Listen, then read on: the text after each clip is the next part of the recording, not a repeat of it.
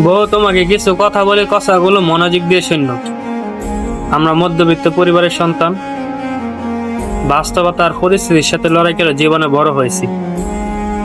আমরা অধিকাংশ পুরুষরা বিয়ের আগে মা বাবা ভাই বোনদের কাছে ভালো থাকি, কিন্তু যখনই বিয়ে করি, বিয়ের পর আস্তে আস্তে যখন সময় অতিক্রম হতে চলেছে, আস্তে আস্তে পরিবারের কাছে খারাপ হতে হচ্ছে।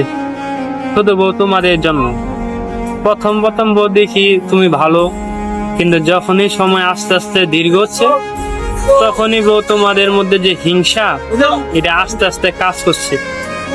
আজকা হিংসার জন্য মা বাবা তোমাদের সেবা যত্ন থেকে দূরে চলে যাচ্ছে, এবং ভাই বোনদেরও তুমি এত বেশি একটা মূল্যায়ন করো না।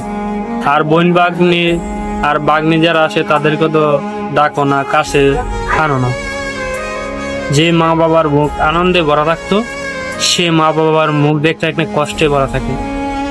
যে ভাই বোনদের মধ্যে একটা সুসম্পর্ক ছিল, সে ভাই বোনদেরও মন ভালো থাকে না, তাদেরকে আগের মতো হাসি খুশি দেখা যায় না।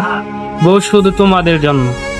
মনে রেখো, আজকা আমরা বিয়ে শাদী করেছি, একটা সময় ছেলে মেয়ে হবে, তারাও বিয়ে শাদী করবে।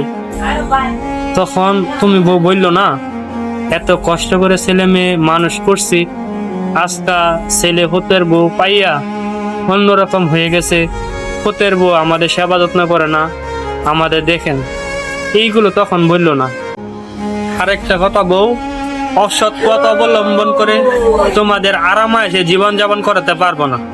যতটুকু পারি সৎ পথে থেকে পরিবারের জন্য কইরা যামু, এতটুকুই। বেশি চাপ দিলে আমার কোনো লাভ হইতো না। কাজ করে শান্তি পাই না, তার মাঝে বউ তোমার এই সমস্যা, মা বাবার এই সমস্যা, আর ভাল লাগে না। যেদিন আমি থাকতাম না, সেদিন বউ বুঝবা। এখন বুঝতাম, আমার আড়াইলে তখন বুঝবো, আড়াইলে টের পাইব।